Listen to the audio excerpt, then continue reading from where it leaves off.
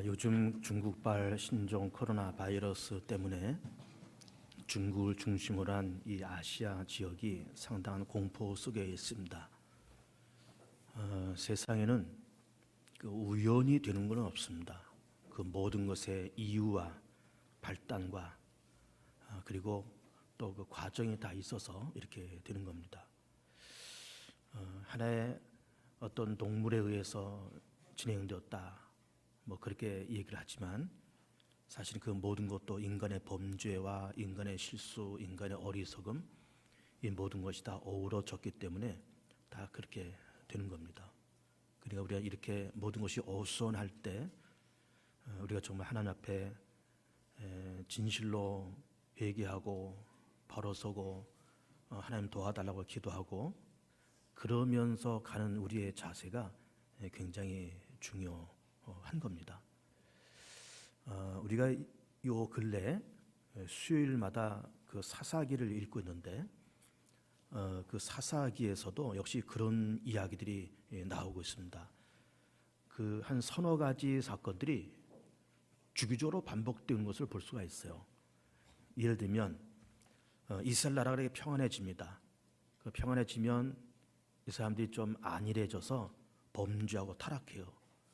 그러면 그 타락한 이스라엘 민족을 하나님께서 또 그냥 놔두지 않으시죠. 하나님께서 진노하십니다. 그 진노 가운데 가장 큰 것이 전쟁이 일어나는 거예요. 그러면 전쟁 때문에 여러 가지 힘들면 또 백성들이 힘드니까 하나님 앞에 또 살려달라 그러고 도와달라 그러고, 그건 또 하나님께서 불쌍히 여겨서 그때 보내주시는 분이 그 사람들이 사사예요. 사사가 와서 또 우리가 전쟁을 정리하고 또 나라가 평안해지고, 그럼 평안해지면 또 그 이스라엘 민족이 또 타락하고 또 하나님의 진노가 찾아오고, 그리고 또 기도하면 하나님께서 또 사사를 보내시고, 이런 것이 계속 똑같은 일이 몇 차례 반복되고 있는 것을 볼 수가 있어요. 그러면서 요즘 이런 신종 바이러스라든지 이런 여러 가지 사건을 보면서 이런 것이 다 뭐 우연히 생겼다, 저절로 생겼다, 뭐 동물에 의해서 감염되었다라는 것보다도 그에 앞서서 중국을 비롯한 이 아시아권 모든 나라들이 정말 회개하고 정말 우리가 회복하고 새로워지고 하나님의 도움을 구하는 그런 어떤 영적인 관점과 영적인 시선이 필요하다, 이렇게 보는 겁니다. 이것이 믿음의 사람의 그런 관점인 거죠. 그냥 뭐 코로나가 퍼졌다 해서 뭐 이렇게 다니는 것보다도 왜 이런 일이 났을까? 하나님의 뜻이 뭘까? 이것을 바라볼 줄 아는 것도 좋은 믿음의 사람의 영적인 시각이다, 이렇게 볼 수가 있습니다.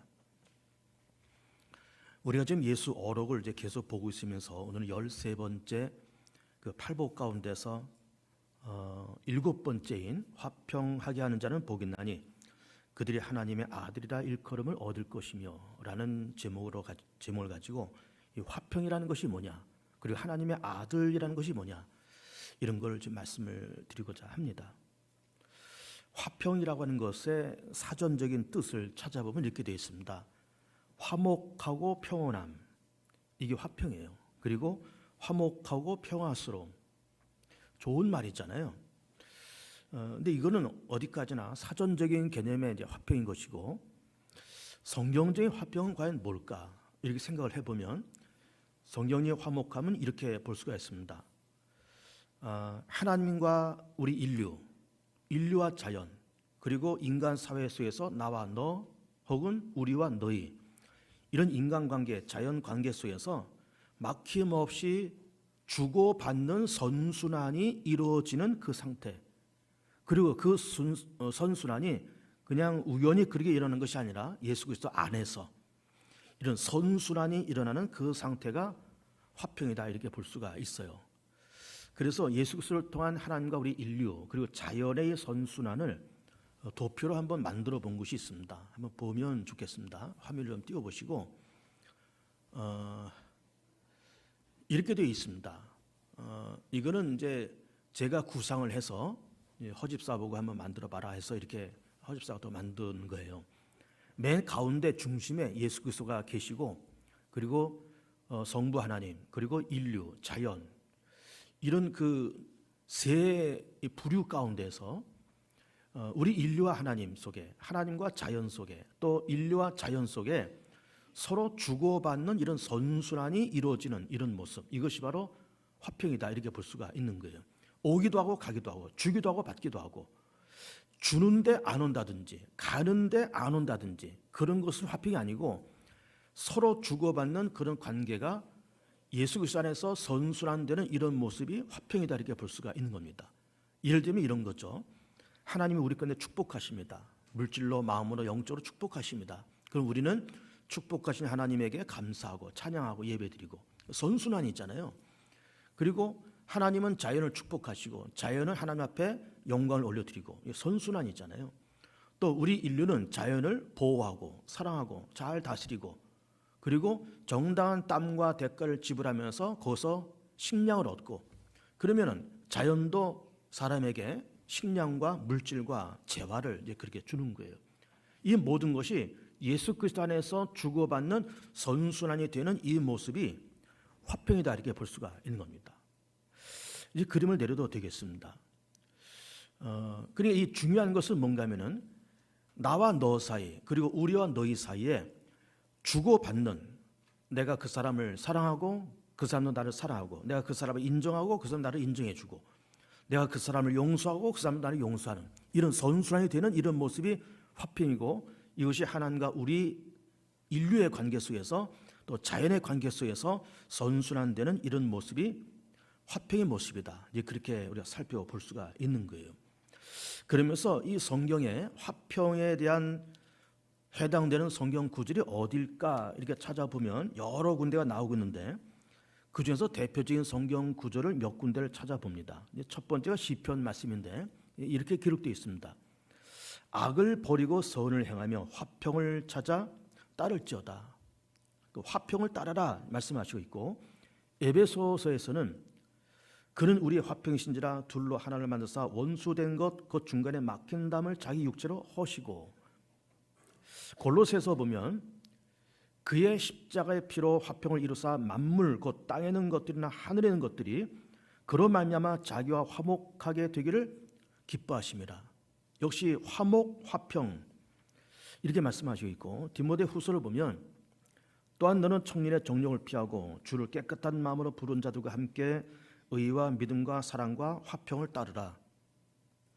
또 히브리서 12장에서도 모든 사람과 더불어 화평함과 거룩함을 따르라. 이것이 없이는 아무도 주를 보지 못하리라. 야고보서를 보면은 오직 위로부터 난 지혜는 첫째 성결하고 다음에 화평하고 관용하고 양순하며 긍휼과 선의 열매가 가득하고 편견과 거짓이 없나니 화평하게 하는 자들은 화평으로 심어 의의 열매를 거두니라. 마지막 베드로 전서를 보면 악에서 떠나 선을 행하고 화평을 구하며 그것을 따르라. 이러면서 신구약 성경을 넘나들면서 이 화평하라, 화평이 중요하다, 화평해야 주님을 볼 수 있다라고 하면서 이 화평에 대한 주제가 여러 군데 등장하고 있는 것을 이제 우리가 볼 수가 있어요. 이제 화면을 내려도 되겠습니다. 그런데 이 화평이라는 이 주제가 참 좋잖아요. 그래서 화평이라는 주제를 싫어하고 그건 필요 없다, 그건 나쁜 거야 라고 말하는 사람은 없습니다. 화평이 좋지, 화평을 사랑해야 되지, 화평해야지 라고 그냥 말은 합니다. 그런데 오늘 성경 가만히 보면은 화평을 사랑하는 자가 복이 있다, 그 말이 아니에요. 화평을 좋아하는 자가 복이 있다, 그것도 아니고 화평에 동의하는 자가 복이 있다, 그 말도 아니에요. 화평하게 하는 자가 복이 있다는 거예요. 그럼 이 말이 무슨 말일까요? 단순히 우리가 감정적으로만 화평해야지, 그 좋은 게 좋은 거지 라고만 말을 하는 것으로는 끝나는 것이 아니라 적극적으로 화평하기 위해서 몸과 마음과 내 시간과 젊음을 투자하면서 오류가 있는 곳에 일치를, 분열이 있는 곳에 화목함을, 미움이 있는 곳에 사랑을, 어둠이 있는 곳에 빛을 만들고 그렇게 애쓰고 노력하는 그 몸부림을 치는 그 모습이 복이 있다는 것이요, 그 사람이 하나님의 아들이라 일컬음을 얻는다라고 하는 거예요. 또 감정적인 것, 그것이 아니라 구체적인 행동, 구체적인 결단, 구체적인 헌신이 그 사람이 복이 있고 그 사람이 하나님의 아들이 된다, 이런 말씀을 하시고 있습니다. 1년에 한 번씩 노벨상을 이제 수상자들이 나오는데 그 노벨상의 그 종류가 많습니다. 뭐 노벨 물리학상, 화학상, 생의학상, 뭐 문학상, 경제학상 뭐 그런 게 있으면서 또 노벨 평화상도 있어요. 노벨 평화상을 받은 분들이 그동안 어떤 분들이 있을까 이렇게 봤더니 이런 분들이 노벨 평화상을 받았더라고요. 그 인도 빈민가를 다니면서 그 가난하고 없이 사는 그들에게 먹을 것을 주고 의료 봉사를 했던 그 마더 테레사 수녀, 그분이 노벨 평화상을 받았습니다. 그리고 미얀마에서 민주화 운동을 일으켰던 아웅산 수지 여사 역시 노벨 평화상을 받았어요. 그리고 남아프리카 공화국에서 흑인 인권 운동을 하다가 체포돼서 오랜 당 옥살이 하다가 다시 석방돼서 마지막에 남아프리카 공화국의 대통령이 된 그 유명한 넬슨 만델라, 이분도 평화상을 받았습니다. 중국에서 민주화 운동을 일으켰던 류 샤오보도 또 역시 평화상을 받았어요. 그리고 우리나라에서 남북 정상회담을 일으킨 김대중 대통령께서도 노벨 평화상을 받았습니다. 그럼 이런 분들이 그렇게 평화상을 받으면서 그냥 이렇게 앉아서 책상에 앉아서 평화스러우면 좋아, 흑인들 인권을 신장해야지, 그래 중국 땅에 평화가 와야 되고 또 미얀마에 평화가 와야 돼 하면서 평화를 생각하고 평화를 사랑하고 평화가 있어야 된다라고 넋두리 하는 것으로만 끝난 것이 아니라 이분들은 고통과 오류와 분열과 부조리함이 있는 그곳에 몸소 뛰어들어가서 평화를 만들고 평화를 실천하고 평화를 선포하면서 자기 자신을 희생시키고 투자했던 그런 사람들이고 그 사람들이 노벨 평화상을 그렇게 받은 거예요. 아마도 이런 분들이 있다 그러면 아마 노벨 평화상을 다음에 받을 것 같습니다. 예를 들면 북한의 핵을 폐기시키고 우리 남북에 또 평화를 선포하고 종전선언을 하는 이런 일을 도출해낼 수 있는 어떤 누군가가 있다 그러면 그것이 국내 사람이 되었던 국외 사람이 되었던 그런 일을 도출해낼 수 있는 사람이 있다 그러면 아마 그 사람 분명히 노벨 평화상을 받을 거예요. 또 이런 사람도 필요합니다. IS를 해체시키고 이슬람 국가로 하여금 전 세계에 이제는 더 이상 테러를 일으키지 않겠다라고 어떤 약속을 받아내는 그런 일을 하는 누군가가 있다 그러면 그 사람도 역시 노벨 평화상을 분명히 받을 거예요. 인류의 평화를 위해서 그렇게 일을 했던 사람들 있잖아요. 또 하는 사람들이 있잖아요. 그래서 정말 평화를 위해서 평화, 화평, 화목 그게 좋다라고 생각하고 어떤 상상 속에만 머무는 것이 아니라 그 고통 있는 그 현장 속에 뛰어들어가서 시간과 젊음과 자기의 온몸을 불살라가면서 평화를 만들어가는 그런 사람이 복이 있고 그런 사람이 하나님의 아들이라 일컬음을 얻는다라는 말씀을 하시고 있는 겁니다. 참고로 노벨상의 그 수상은 뭐 이렇게 뭐 트로피도 주고 다 그러는데 상금도 줍니다. 상금. 그 상금이 얼마인가 하면은 그 미국 달러로 100만 달러를 줍니다. 그 우리나라 돈으로 한 11억 내지 한 12억 되는 그런 상금을 줘요. 각 분야마다. 평화상도 100만 불, 또 경제상도 또 노벨 경제상도 또 이제 100만 불. 그러면서 100만 불씩의 그런 그 상금이 주어져요. 그래서 무슨 그렇게 100만 불을 받기 위해서 뭐 평화를 만들어가고 그걸 받기 위해서 뭘 연구하고 그럴 일은 아니겠지만 그렇게 하다 보니까는 그런 명예로운 일도 생기고 그런 상금도 받는 길이 열린다라는 말씀을 드리고 싶은 겁니다. 그런데 화평이다, 화목이다, 평화다 이런 말이 다 좋기는 한데 그러면 그 화평이 깨지는 이유가 뭘까? 이런 것도 우리가 한번 살펴볼 필요가 있어요. 화평이 분명히 좋죠. 평화가 좋습니다. 근데 이것이 가끔가다 깨져요. 인간 사회 속에서 세상사 속에서 화평이 깨질 때가 가끔씩 있습니다. 그 이유가 뭘까? 그 첫 번째는 이런 것이 있습니다. 우리는 세상을 살아가면서 인간과 인간 사회 속에서 우리는 사람의 얼굴이 다르듯이 우리는 다 생각과 가치관이 다른 사람들이 섞여서 다 그렇게 살아갑니다. 우리 개봉중앙교회만 해도 수백 명의 교인들이 있고 또 우리나라도 5천만이 있고 전 세계 70억의 인구가 그렇게 살고 있어요. 이렇게 70억의 인구가 이 지구 땅에 부대껴 가면서 이렇게 살아가면서 그 70억의 인구가 서로가 평안하고 서로가 갈등이 없고 그런 사회가 되려고 그러면은 서로 간에 지켜야 될 최소한의 예의와 질서가 필요한 거예요. 그것이 뭘까요? 그것이 바로 법이라는 거예요. 법. 최소한의 예의가 필요합니다. 최소한의 질서가 필요한 거예요. 그래야 서로가 편안하고 서로의 재산과 서로의 어떤 인권과 그 사람의 존재 가치가, 그 사람의 자리가 지켜지는 거예요. 최소한의 예의, 최소한의 질서가 지켜져야 됩니다. 예를 들면 이런 겁니다. 이제 사거리에 그 교통 신호등이 있잖아요. 그 신호등이라고 하는 거는 이제 자동차를 이제 기준한다 그러면은 빨간불이 켜지면은 멈춰야 되는 것이고, 또 좌회전 신호가 들어오면 좌회전할 차들은 좌회전을 해야 되는 것이고, 그리고 또 녹색등이 켜지면은 이제 진행을 할 수가 있는 거예요. 그러면 그 신호등은 그렇게 해야 서로 간에 안전해지고 서로 간에 사고를 미연에 방지하는 역할을 합니다.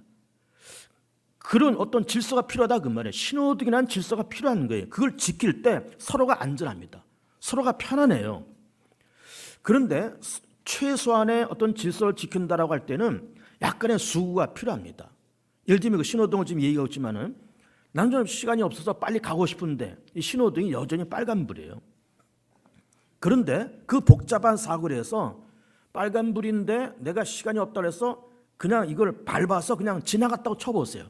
그러면요, 이 복잡한 사고를 해서 오른쪽 가는 차 이게 부딪히고 그러면서 굉장한 사고가 생겨요. 그러니까는 나는 빨리 가고 싶지만은 빨간불이 켜져서 다음 신호가 올 때까지 파란불로 바뀔 때까지 아마 2, 3분 정도는 기다려야 될 겁니다. 그러면 2, 3분 정도 기다리는 수고와 내 절제를 지불하면 서로가 편안해집니다. 선악과를 보세요. 우리는 선악과를 생각할 때마다 사실은 늘 오해가 많은 것이 선악과입니다. 왜 하나님이 굳이 그런 걸 만들어가지고 인간사를 복잡하게 만드시고 또 아담과 하와는 왜 그걸 또 따먹어서 인간에게 죄를 이렇게 다 갖다 주고 왜 그렇게 애꺼준 거 하나님께서 만들어서 복잡하게 만드셨는가 하면서 선악과를 만든 하나님을 일단 우리가 원망을 해요. 또 우리가 하나님께서 왜 선악과를 거기다 놓으셨는지를 우린 거기에 대해서 많은 오해를 합니다. 근데 보세요. 아까 신호등을 얘기했잖아요. 인간 사회 속에 적어도 그 정도는 지켜줘야 서로가 안전하고 편안합니다. 이건 질서를 위해서 그렇게 하는 거예요.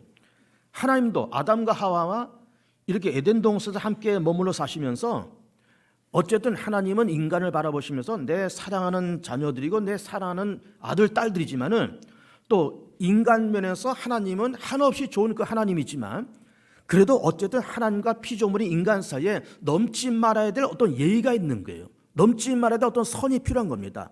서로 간에 지켜야 될 최소한의 예의와 최소한의 질서가 필요한 거예요. 그것이 선악과입니다. 하나님과 내가 지켜야 될 최소한의 예의, 최소한의 질서, 이게 선악과예요. 그거 따먹지 말아라.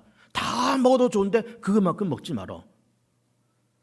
근데 서로가 편안하고 서로가 질서를 지키기 위해서는 다소 간의 수고가 필요하다는 말씀을 드리고 있는 거잖아요. 수고가 필요합니다, 여러분.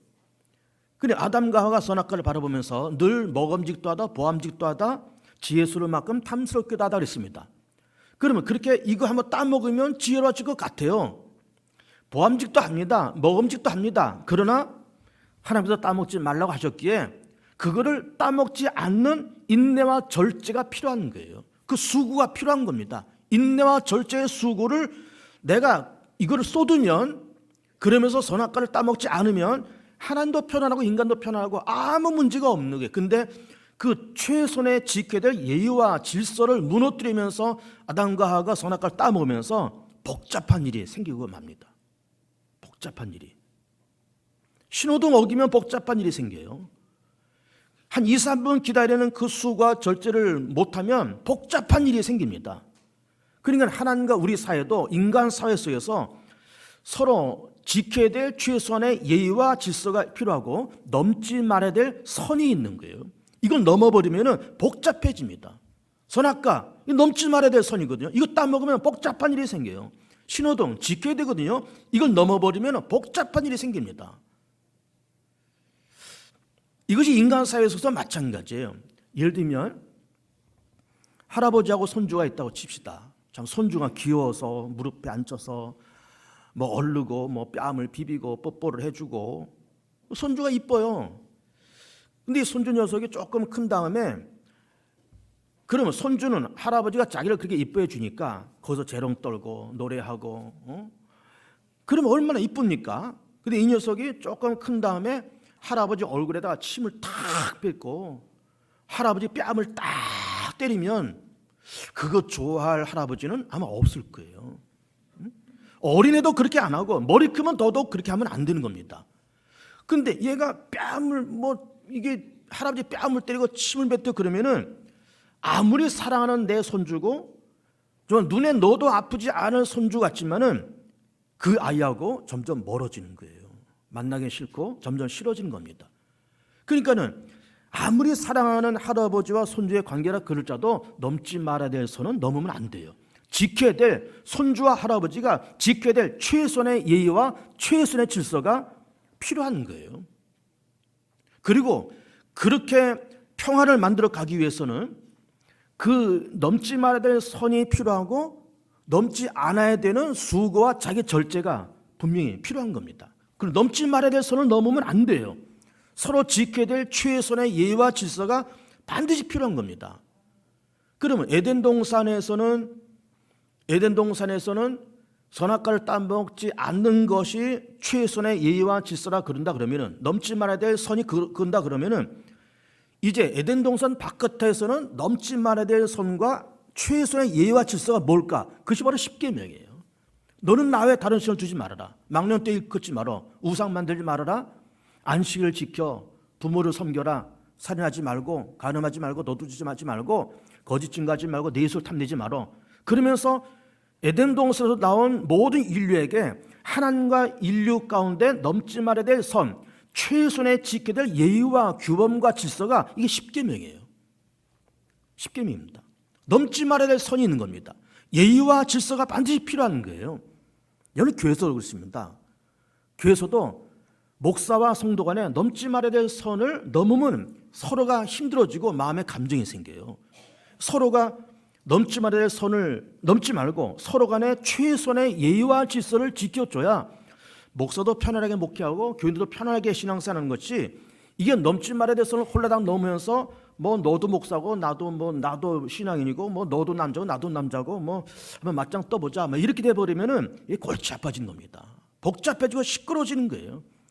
그러니까 세상 모든 것에는 하나님과 인간 사이가 되었던 인간과 인간 사이가 되었던 그것이 가정이 되었던 교회가 되었던 어떤 공동체가 되었던 지켜야 될 최선의 예의와 질서가 필요한 것이고 넘지 말아야 될 선이 분명히 있는 거예요. 그리고 넘지 말아야 될 선을 넘지 않는 데에는 우리의 다소 수고와 자기 절제가 분명히 필요한 겁니다. 신호등 이건 무시하고 싶잖아요.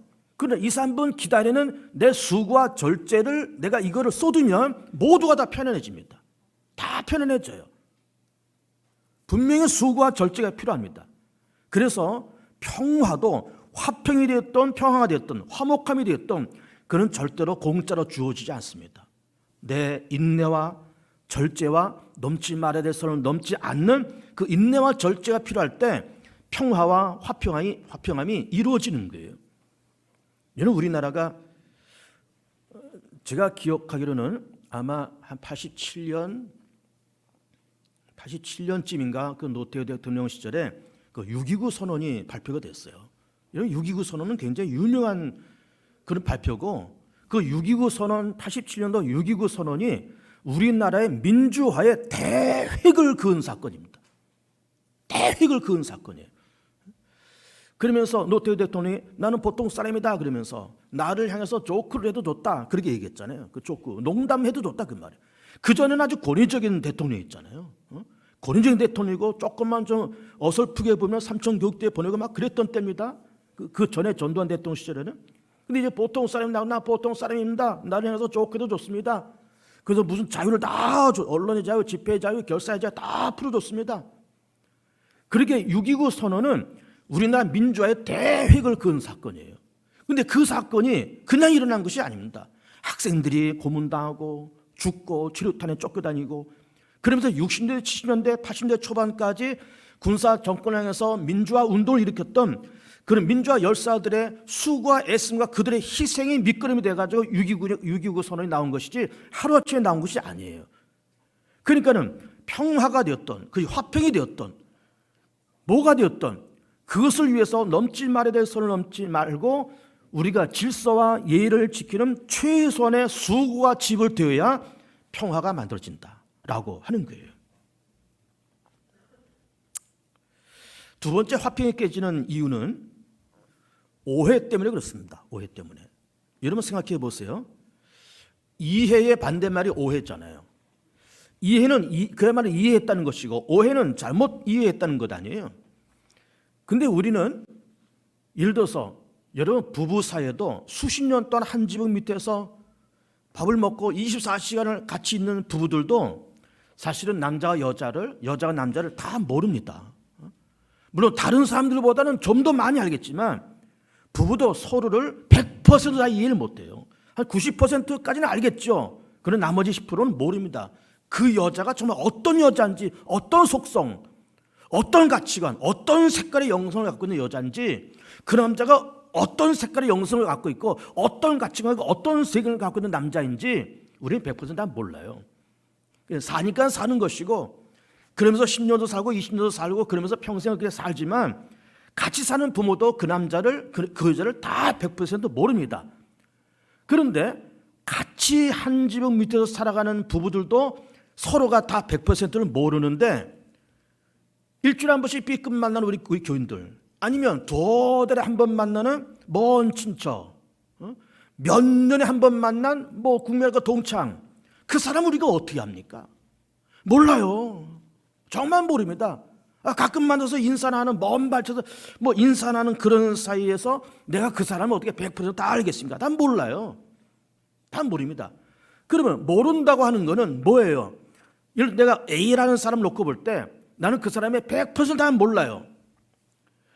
멀리 떨어지는 사람, 몇 달에 한 번, 몇 년에 한 번 만나는 사람은 더더욱 모릅니다. 근데 모르는데 그 사람은 어떻다 라고 말을 할 수가 없는 거예요. 모르는데 그걸 어떻게 말합니까? 우리는 대부분 오해 속에서 세상을 살아가는 거예요. 오해와 편견과 그런 것 속에서 다 세상을 살아가는 겁니다. 제가 어느 날 제가 늘 신방할 때 들고 다니는 가방이 이렇게 있어요. 그래서 가방 안에는 이제 성경책 찬송가, 또 노트 한 거, 필기도구 이렇게 있는데, 근데 이제 그 가방 안쪽에 지퍼가 달려서 지퍼 안에 또 뭘 넣는 그 공간이 또 하나 있어요. 잘 사용은 안 하는데, 근데 어느 날 가방을 뒤적뒤적하다가 지퍼를 좀 문득 열고 싶어서 지퍼를 이렇게 열어봤더니 그 속에 세상에 감사원금 봉투가 하나 들어 있었어요. 누구 이름이 적혀 있어요. 이게 뭐지? 보니까 그 감사원금 봉투 안에 돈도 들어있고, 돈도 들어있고. 가만히 생각하니까는 내가 몇 달 전에 이 집에 신방하고 거기서 감사원금 봉투를 낸 거를 이제 가방에 그 지퍼 있는 그곳에 넣고 지퍼를 잠그고 이걸 몇 달 동안 그냥 들고 다녔던 거예요. 그러면서 제가 깜짝 놀란 겁니다. 아니, 그 감사원금을 낸 그 가정에서는 어느 날 목사님이 신방 오셔서 감사원금을 이렇게 냈는데, 자기 이름까지 써서 냈는데, 그 다음 주에 주보 뒷면에 감사원금 명단에 자기 이름이 나와야 되잖아요. 안 나왔을 거예요, 분명히. 내가 안 냈으니까. 이게 그래가지고 참 제가 당황스러워서, 그분이 나를 몇 달 동안 얼마나 오해를 했을까. 목사님 우리 집에 와서 신방에서 감사원금 이렇게 했는데 목사님이 그 교회다가 안 내고 그냥 쑥 주머니 그냥 집어넣으셨구만. 당신이 딱까머리 해잡섰구만. 이렇게 오해를 할 것 같은 생각이 들어서 참 마음이 너무 불편하고 그 다음날 교회다가 냈는데, 이게 참 이런 오해가 생길 수 있는 거예요. 이런 오해가.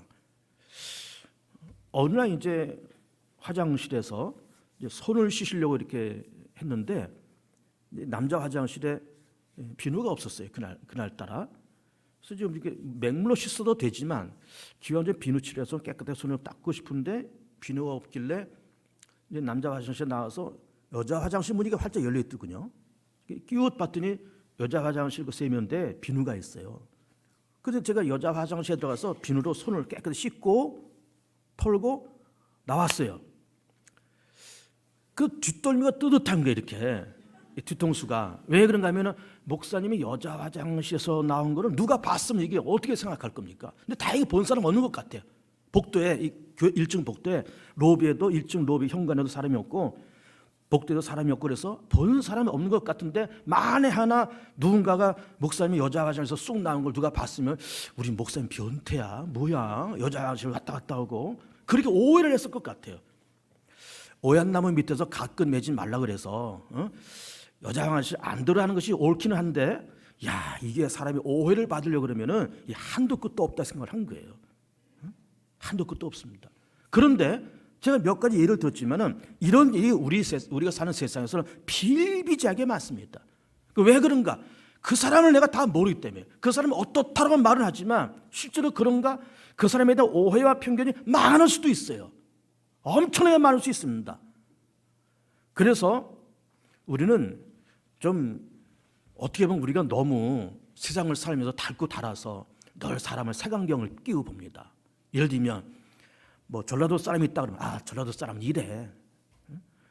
경상도 사람은 경상도 사람은 이래. 다 그 편견을 갖고 살아가는 거예요. 충청도 사람들 에휴 충청도 사람들 그냥 그래. 서울 사람들 에휴 깍쟁이들. 늘 그렇게 생각합니다. 그런데 정말 그런 전라도 사람은 성향이 그럴까? 서울 사람 정말 깍쟁일까? 라고 하면은 그렇지도 않은데 우리는 그런 편견과 오해를 갖고 세상을 바라보는 거예요. 그러니 우리가 어떤 사람을 놓고 볼 때 아니 24시간을 수십 년을 같이 사는 그 사람의 속도 내가 다 모르고 살아가는데 몇 달에 한 번 만나고 몇 년에 한 번 만나는 그런 사람들에 대해서 우리는 모르는 거예요. 그리고 그 사람이 어떻다라고 말을 할지라도 실제로 그러냐라고 보면은 그렇지도 않은 게 너무너무 많은 거예요. 그러면서 우리는 사람을 좀 단순하게 소박하게 볼 필요가 있어요. 제가 이제 일부 예배 그 카르디아 중창단 참 제가 늘 고맙게 생각합니다. 그 다 남자 집사님들이 다 나이도 다 많으신 남자 집사님들이 그 새벽에 아침 6시쯤 아마 거의 올 거예요. 아침도 거르고 6시쯤 와서 연습하고 준비 찬양하고 그럽니다. 또 끝나면 또 차량 운행도 하시고 그래요. 참 감사하게 생각합니다. 그러면 우리 일부 예배 7시 30분에 시작하는데 그러면 뭐 교인들이 한 7시부터 이제 슬슬 오기 시작해요. 그럼 오면 앞에서 우리 찬양단들이 다 준비 찬양합니다. 순수하게 바라보면 감사한 거예요. 자 우리 저 집사님들이 참 이른 아침 나와서 연습하고 우리가 이게 교회 들어가는 걸 환영해주고 저렇게 찬양으로 예배를 준비해 주는구나. 고맙게 감사하게 생각하면 되는 겁니다. 편견을 갖고 또 나서서 또 뭐 잘난 체하네, 뭐 노래도 못 부르는 사람들이 찬송가 악보도 볼 줄 모르는 사람들이 괜히 나서서 뭐 잘난 척하고 그렇게 보면 안 되는 거예요. 우리가 너무 마음이 세상에서 찌들어서 좀 사람을 순수하게 보는데 우리가 좀 약합니다. 그러니까 순수하게 보면 좋겠어요. 오해와 편견을 버리고 순수하게 보면 좋은 겁니다. 근데 이 오해 때문에 어떤 편견 때문에 화평이 깨지고 인간관계가 깨지고 심지어 공동체가 깨져요. 오해가 많으면 공동체가 깨져요. 화평이 깨지는 세 번째 이유는 의견 차이 때문에 그렇습니다. 의견 차이. 여러분 사람이 이 지구상에 75이고 우리 대한민국만 해도 5천만인데 얼굴이 다 다르고 다 다르듯이 우리의 생각, 가치관, 인생관 우리가 갖고 있는 어떤 철학적인 것 다 다릅니다. 감정 다 달라요. 생각 다 다릅니다. 다 다릅니다. 다르다는 걸 인정을 해야 돼요. 의견 차이가 있는 것을 인정해야 됩니다. 100사람이 있으면 100가지의 색깔이 있는 것이고 1000사람이 있으면 1000가지의 색깔과 자기 주장이 있는 거예요. 그러면 저 사람의 의견과 내 의견이 다르다 그러면 저 사람의 의견이 나하고 다르기 때문에 다른 사람은 저 사람은 나쁜 사람일까요? 다른 사람은 틀린 걸까요? 아니에요. 다를 뿐이지 틀린 게 아니에요. 다를 뿐이 나쁜 게 아니에요. 여러분 우리 교회도 제가 이렇게 목회를 지금까지 10여 년 해오는데 우리 목회도 대략 한 서너 개의 그룹들이 있습니다. 이런 부류, 이런 부류, 누구를 중시하는 어떤 부류, 누구를 중시하는 어떤 부류, 한 너댓 개 부류가 이렇게 있어요. 다 그끼리끼리 그렇게 몰려다닙니다. 제가 잘 압니다. 그러면서 그 끼리끼리 모이는 그분들의 생각과 말이 다 거기서는 다 똑같아요. 근데 이 부류의 사람들은 또 달라요. 그러면 저쪽 부류에 있는 사람들의 말이 틀린 말일까? 틀리지는 않아요. 다 맞는 말이에요. 이쪽 부류에 있는 사람들의 말은 틀린 말일까? 아니에요. 다 맞는 말이에요. 생각이 다를 뿐이지 관점이 다를 뿐이지 다 맞는 말입니다. 예를 들면 이쪽 부류에 있는 사람들은 교회는 이래야 돼 이렇게 말을 해요. 저쪽 부류에 있는 사람들은 교회는 저래야 돼 말을 합니다. 그럼 이래야 돼 말을 하는 사람하고 저래야 돼 하는 말을 하는 사람하고 저 사람은 나하고 생각이 다르니까는 저 사람은 없어져야 되고 저 사람은 교회를 떠나야 되고 저 사람 나하고 원수고 적이고 저 사람은 가짜고 틀리고 그런 걸까요? 아니에요. 다 맞아요. 이렇게 말하는 사람의 말도 일리가 있고 저렇게 말하는 사람의 말도 일리가 있어요. 생각이 다를 뿐이지 틀린 것이 아니에요. 나쁜 것이 아닙니다. 다 선하고 다 좋은 거예요. 그러면서 비록 나하고 생각과 가치는 다를지라도 인정해주고 나하고 좀 생각이 다르네 인정해주고 그 사람의 의견도 상당 부분을 수용할 줄 아는 사람이 이게 진짜 인격자예요. 그것이 성숙한 사람이고 우리 교회도 그렇습니다. 이렇게 말을 하는 사람이니까 저렇게 말을 하는 사람이 있어요. 교회는 이래야 된다. 교회는 저래야 된다. 말을 하는 사람들이 다 있습니다. 다 옳아요. 그래서 저 박정호 담임 목사는 어쨌든 이렇게 말하는 사람이나 저렇게 말을 하는 사람이나 편견 없이 다 끌어안고 지금까지 왔고 앞으로도 계속 그렇게 갈 생각입니다. 저 사람들은 교회를 떠나야 되고 저 사람들은 다 틀린 생각 저것도 나쁜 놈들이고 그런 것이 아니라 그 사람의 생각을 다 끌어안고 이런 사람 저런 사람 별별 사람 다 끌어안고 가는 것이 목표고 또 그렇게 갈 것이고 여러분도 그런 마음을 갖길 바랍니다. 나하고 생각이 다르지만 다르다고 해서 틀린 것이 아니고 나쁜 것이 아니고 다만 생각이 다를 뿐 그러면서 서로 용서하고 이해하고 저 사람의 생각도 10분 받아들일 수 있는 마음의 여유가 있었으면 좋겠습니다. 1100년대에 이탈리아의 수도사이면서 그 유명한 설교가인 아시시의 성 프란시스가 평화를 위한 기도문을 하나 쓴 게 있습니다. 유명한 기도문입니다. 한번 띄워볼까요? 1100년인가 벌써 한 900년 전 사람이에요. 이탈리아 사람입니다. 유명한 그 평화의 기도죠. 이걸 가설로 해서 곡도 만들어졌습니다. 한번 제가 읽어볼게요. 오 주여 나로 하여금 당신의 평화의 도구로 삼으소서. 미움 있는 곳에 사랑을, 상처 있는 곳에 용서를, 분쟁 있는 곳에 화해를, 의혹 있는 곳에 믿음을, 오류가 있는 곳에 진리를, 절망 있는 곳에 소망을, 아픔 있는 곳에 어둠 있는 곳에 빛을, 소름 있는 곳에 기쁨을 심게 하시고 그렇게 사도가 되게 하소서. 다음 면 하나님이신 주님이시여 저희가 위로받기보다는 위로하게 하여 주시고 이해하고 사랑받기보다는 이해하고 사랑하는 사람이 되게 하소서. 이는 줌으로써 받고 용서함으로써 용서받으며 죽음으로써 영원한 생명을 얻게 되기 때문입니다. 유명한 성 프란시스의 평화의 기도문입니다. 중요한 거는 나를 그런 평화의 도구로 써달라는 거예요. 평화가 좋다 그 말이 아니라 그런 곳에 나를 써달라는 거예요. 미움 있는 곳에 사랑을, 다툼 있는 곳에 용서를, 분열 있는 곳에 일치를, 의혹 있는 곳에 신앙을, 그릇됨 있는 곳에 진리를 심는데 나를 평화의 도구로 써달라고 하는 성 프란시스의 기도문입니다. 참 놀라운 기도문이죠. 화평을 이루신 가장 위대한 분은 역시 그리스도이십니다. 우리가 하나님 앞에서 연약했을 때, 우리가 하나님 앞에서 죄인이었을 때, 우리가 하나님 앞에서 원수였을 때 그리스도께서 우리를 위해서 당신을 주시고 우리 위해서 당신께서 희생하심을 통해서 하나님과 우리가 화목하게 되었으니 화목된 자로서 함께 하나님과 즐거워하자라는 말씀을 로마서 5장에서 하시고 있습니다. 그 성경 구절 한번 준비됐을 텐데 한번 띄워보시기 바랍니다. 로마서 5장입니다. 볼까요? 빨간색으로 칠해져 있는 이 부분을 주의 깊게 보세요. 우리가 아직 연약할 때에 기약대로 그리스도께서 경건하지 않은 자를 위하여 죽으셨도다. 의인을 위하여 죽는 자가 쉽지 않고 선인을 위하여 영광에 죽는 자가 혹 있거니와 우리가 아직 죄인 되었을 때 그리스도께서 우리를 위하여 죽으심으로 하나님께서 우리에 대한 자기의 사랑을 확증하셨느니라.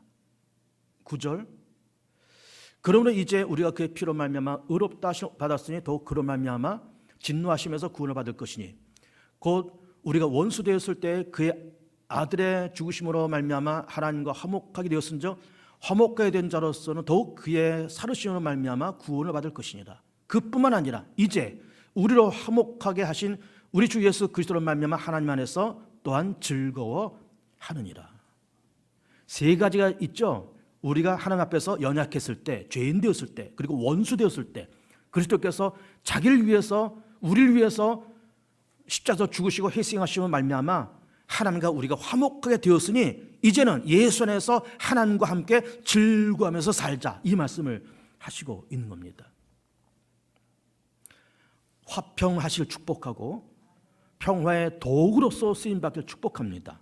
마지막에는 그렇게 화평하게 하는 자는 복이 있고 그들이 하나님의 아들이라 일컬음을 얻는다는 이 말씀. 하나님의 아들이란 말이 뭘까? 하나님의 아들이란 말은 구원받은 자라는 말입니다. 그렇게 화평하게 하는 자가 진정 구원받은 자라는 거예요. 그리고 구원받은 자는 화평하게 하는 일에 앞장서 간다는 거예요. 그냥 화평이 좋지, 화평을 사랑하고 화평해야 돼, 말로만 그런 것이 아니라 그 판을 깨서 분열을 시키고 오해를 가져다 주고 서로 간에 갈등을 심어다 주는 그런 것이 아닌 화평을 심고 화평케 하는 일에 앞장설 수 있는 사람이 진정으로 구원받은 사람이라는 말씀을 하시고 있는 겁니다. 화평하게 하는 자는 복이 나니 그들이 하나님의 아들의 일컬음 얻을 것이니 이 말씀을 통해서 화평을 사랑하고 화평을 만들어가고 평화의 도로서 쓰임받는 우리 모두의 삶이 되기를 진정 축복합니다.